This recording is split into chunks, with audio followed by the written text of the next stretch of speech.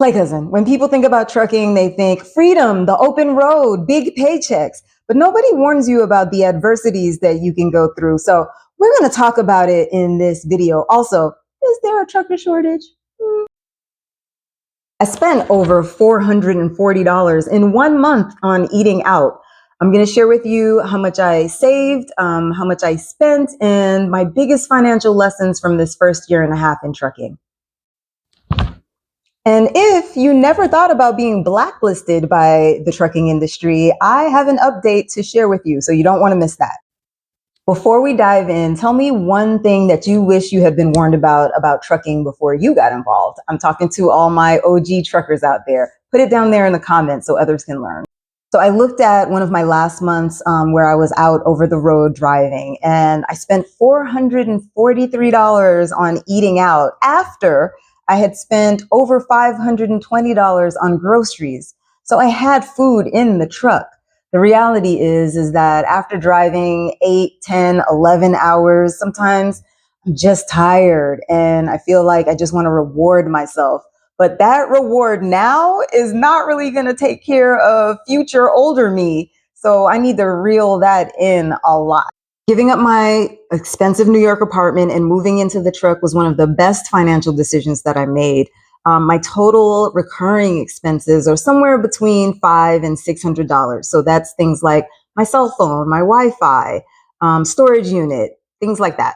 And the income that I made over that last month when I was out was about almost $5,000, which could have been more if I wasn't always having to go into mechanics with these trailers of the last company that I worked for. So I was able to save out of that month. I saved about $1,000. And I usually save more than that. But I knew I was coming off of the road and the holidays were coming up. So my save was a little bit less. I typically try to save anywhere from 50 to 70% of what I have coming in. If you're a trucker, be honest. Do you think you spend too much money on the road on food? Even if you're not a trucker, do you think you spend too much money eating out or ordering in your budget? Let me know what you say to that in the comments. Some of the pros of being a trucker over the road.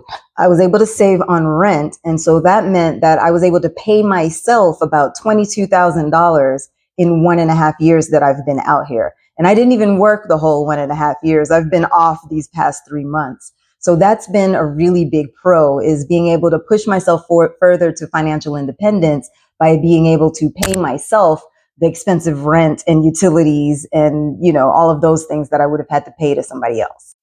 Another pro is being able to move all around the country. I've seen places in the United States that never were on my bucket list. And I've saw so many beautiful sunsets and sunrises. I call them God's paintings. And those are some of my favorite things about trucking. And I'm a solo traveler internationally anyway. So if I end up someplace like a casino and parking for the night, then I can go and have a nice dinner at a nice restaurant and end up in conversations with strangers. If I'm in a small town and I end up at the local restaurant where everyone goes, again, I can go in there, have a nice meal, and have great conversations with strangers. And that's one of my favorite things about traveling internationally. And it's also one of my favorite things about being a trucker over the road. A third pro, I would say, is truckers are always needed. Even when we had, C-19 happen, truckers still had to be out there getting food where it needed to get, getting supplies where it needed to get. Everything that we use in this country gets to us via truck. Even if it came in on a plane, a boat, a train, eventually it has to get on a truck to get into the store or the warehouse or wherever it needs to go. So there's always a demand for truckers as long as you have a CDL and a clean record. So job stability is top notch. Also, trucking has a very low barrier of entry. You only need an 8th grade or maybe a high school diploma, depending on the state. So you don't have to spend 4 years in college in order to be able to make a stable, secure income, especially if you don't have kids and a family and all those other big expenses like credit cards, et cetera, et cetera. All right, let's talk about the cons. The cons that I see is that it can get very expensive living life on the road. If you are someone who doesn't cook in your truck and you're just eating out on the time, a lot of money gets spent that way because truck stops and restaurants that we can park at are very, very overpriced. So we end up paying way more than we should for even fast food. So not managing money properly is a big con that I see happen in trucking. I know truckers that have been on the road for 15, 20, 30, 40, 50 years, and they kind of live check to check because they're spending as much money as they're making. They aren't educated in how to invest or save or anything like that. Best case scenario, they're putting a stack of money into a savings account, earning nothing and losing buying power. Worst case scenario, they're putting money in a shoebox or under the mattress, literally. Especially, my fellas that came home with charges and they're used to keeping their money in a shoebox. They do things like that if they save at all. I've spoken to so many truckers that have been out here for a long time and they didn't do anything to grow the money that they made or save any of the money that they made. And as soon as something goes wrong, they're back to ground zero. So that is a big con. I suggest that if you come into trucking, come in with an exit plan. Come in with something you want to do with the money. Come in with a way to grow the money so that you can exit with something to show for it. Another con is that trucking is a lot of long hours. It's a lot of time spent alone. So it can mentally affect some people. If you're not someone that, doesn't like spending lots of time by yourself, trucking can be really hard and depressing. If you're a super social person, trucking can be really hard and might not be the best match for you. If you have young kids or a spouse that isn't on board with this whole plan, trucking can make your relationship really difficult. So those long hours and the strains it can put on friendships, relationships, that kind of thing, it can be really, really rough. Now, for me, I'm a loner and my family mostly is overseas, and my family that's here, they're busy. So it's not, no one is upset if they don't see me except every once in a while. So it works perfectly for me. Also, I'm an introvert and a loner. I love my alone time. I love my quality time by myself. So that does not bother me at all. I listen to books. I learn things. I am thinking, I'm figuring stuff out. So it's perfect for me. But if you aren't that type of person, or you have young kids, you'll be missing, holidays and birthdays and anniversaries. It's really rough. The third con of trucking is that it's a very precarious career. Like, one thing could happen and that could be the end of your career. So I have a friend who got into an accident, not their fault. Someone hit them. They got hurt, and now their CDL license is restricted and they're not allowed to drive until they get medical clearance. Now they are getting paid workman comp, so that is happening, but at no fault of their own, all of a sudden now they can't work. So that kind of thing can happen. Now, let's say you get into an accident and it is your fault. I mean, we're human beings. Accidents can happen. If it's the wrong kind of accident, that can literally be the end of your driving career and no one will hire you. Or maybe someone will hire you paying you like, 2 pennies per mile or something like that. Or in the case of what happened to me, a company can be upset that you want to move on and resigned and decide that they're going to put something negative on your DAC report from HireRight. It's like an employment record for truck drivers, like a credit report, but for employment. So they can decide that they want to put something negative on that report and blacklist you from being hired from other companies. So trucking is very precarious in that way, and that is definitely a big con. So tell me, what are your biggest fears about trucking? What have you had to go through that were some of the biggest, scariest things that you had to go through as a trucker? Let me know in the comments and tell me about it. I want to know because I've only been out here a year and a half and I've seen a couple things, but certainly not everything. So I mentioned that I was able to save about $22,000 in the year or so that I've been working. So what did I do with that money? Well, the majority of it I put into ETFs, or exchange traded funds. So because long-term investing is really the key to financial independence for everyone, whether you're a trucker or not. So the majority of my money went into S&P 500 index funds and some other funds in in sectors that I really believe in, like technology and other things like that. So that's where the bulk of the 22,000 went. So I started building an abundance fund because I don't like emergency funds. So I started building an abundance fund, and about $5,000 or $6,000 got put into a high yield savings account. And so that's where the other chunk of the 22,000 went, because life is gonna life, and you never want to be surprised by anything that happened. For example, I haven't been able to work for the past few months, and so I was able to use money that I had put aside so that I could take time off and try to sort things out and not have financial stress. So that was another chunk that I was able to put aside. And I was able to earn about 5% or so interest on that. Now, the money that I have in ETF funds in the market, we're able to earn a lot more because the last few years in the market have been really good. So I've been able to earn like 24 or 23% on the money that I put in. Whereas if I just had it in a savings account, it would have only earned 0.06%, maybe, if I even didn't get charged a fee. So that's how compound interest works. You're able to put money in, and then that money can work for you and grow at a larger, faster rate. Where could I have done better? I definitely need to reel in the eating out, because I do have a microwave, an instant pot, a plug-in griddle. I can cook. I have an extra freezer. I can store food. So got to do better with that. And I definitely want to build up a more fluffy abundance fund, because we aren't preparing for emergencies around here. I don't like emergency funds. So definitely want to have more in savings, especially knowing that I only have about $600 in recurring expenses. I want to put more money towards building up a bigger savings account in a high yield savings account. I also want to shout out a sister who has a YouTube channel named Tati. She has a $25,000 savings challenge going on for truckers, and her channel is just trucking it. And she has a video called "Truckers Waste a Lot of Money. Here's my 2025 solution." And she even has a spreadsheet that you can download to help you on that journey. I'll put a link to that.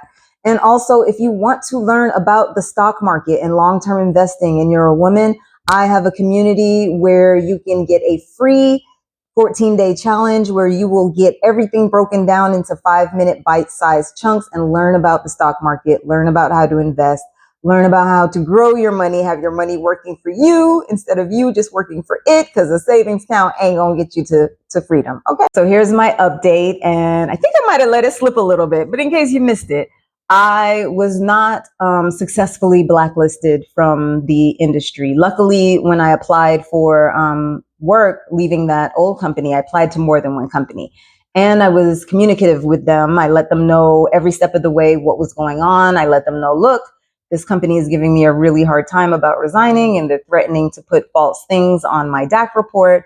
And so one of the companies said, we just can't hire you. But another of the companies said, yeah, we know that companies do this kind of thing, especially the smaller companies. So we can get you clear. Don't worry about it. So that was such a relief. If that company wasn't, empathetic to my plight, then I could have not been hired by a company, or would have had to work really, really hard to get hired at another company. So my advice for people coming into the trucking industry is do whatever you can to get your 1 year of experience. Get that 1 year of experience, grin and bear it, get through it. A year goes by really quickly, because after 1 year, then you can start being hired by more quality companies, like the one that hired me. This is actually going to be my first non-starter company. They only hire people who have at least a year of experience. So this will be my first time working for a slightly larger company, and also one that only takes experienced drivers, and so therefore pays better, has better amenities, and better, they take care of their drivers a little bit better. They have better equipment that's not breaking down all the time. So get that first year of experience in, do what you need to do to get that, because then you can get out and away from the trash companies that are very predatory towards new truckers, because they know that we need the experience. If you end up being blacklisted by a trucking company, don't give up. Just keep trying. Even if you have to go look on Craigslist and see if you can find a smaller company to hire you.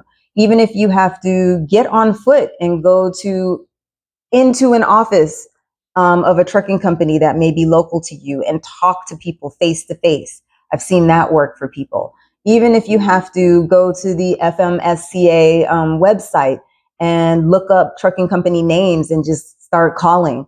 Literally, when I first got my CDL, I called over 100 companies before I was able to find companies that were going to give me a chance, because I had a little lapse in time between graduating with my CDL and looking for a company. And the insurance with these companies is a big deal. So when you're dealing with companies that have to pay for insurance, then now some of them even want brand new drivers to have 6 months of experience. It's like chicken egg. How am I going to get 6 months? Blah, blah, blah.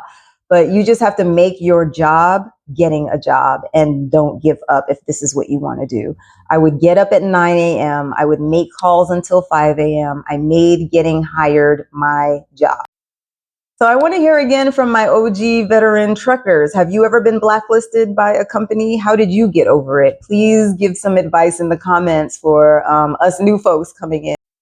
So my biggest takeaways about the trucking industry 1.5 years in is that it's very important to come in with an exit plan, because trucking companies all lie and say they treat you like family. It's a lie. They do not treat you like family. They do not treat you like family. They do not treat you like family. Come in with an exit plan.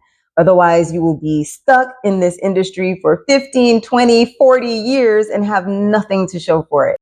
Trucking is a great way to make some money and get yourself to another level. If you have a business idea that you want to save for, if you have something else that you want to do in life, if you want financial independence like me, that's why I'm on this whole journey, then trucking is a great way to leapfrog yourself into other opportunities. Use the money that you're making, save and invest as much of it as you can, and it's a great way to boost yourself to another situation.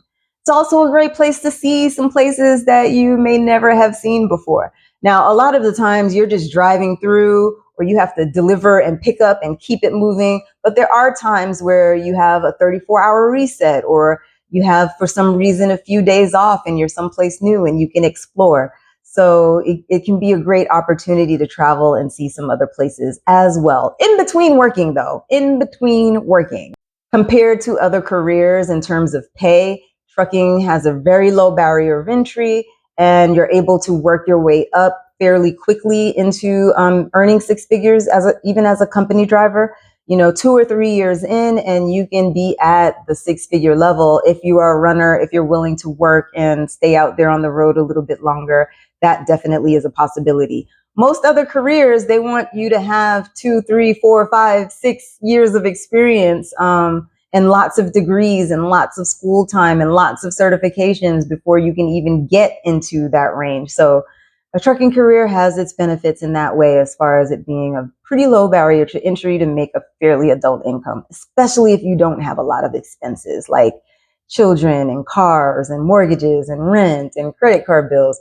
If you are a young person and you don't have any of those burdens yet, this is a great way to get yourself ahead, move into the truck, save as much of your money as possible, and get yourself into something else, whether it's investing or real estate or another business or whatever you may want to do. And remember, it's not perfect. It is a long, long day of work. It is a long, long week of work. Sometimes you're just driving and sleeping and driving and sleeping, depending on how tight your schedule is. You are alone. If you are not someone who is used to that or doesn't enjoy that, this is not for you. If you have small children that you're going to miss, if you have a partner that isn't on the program of let's do this and get ahead, it's going to be hard. So, there are definitely drawbacks to this as well. It's easy to make money, spend money, make money, spend money. So it's easy for people to just have themselves on a financial treadmill where they have to work because they just work and spend and live check to check. So it's not all fun and roses with trucking. You definitely have to come in focused with discipline, a work ethic, and a plan to exit. And let's not forget, trucking companies are the pettiest of them all. Some companies are out there to try to get you if you decide you want to leave their company, like they don't hire new drivers every single week. Trucking companies hire new drivers every single week because the turnover is so high. And I feel like the turnover is so high for 2 reasons. One, because Truckers come in thinking that they're going to make really big money because they see these articles, and they don't realize that a lot of those big numbers are from owner operators, and they're the gross. They're the gross amount. They're not the net amount. They don't tell you about all of the expenses of owning a truck. So people come into the industry with these false ideas that they're going to start trucking and making all this money. And the first year is not that way, and they have to go because they can't survive on the money that they're making. Also, trucking companies don't want to have to pay people for experience.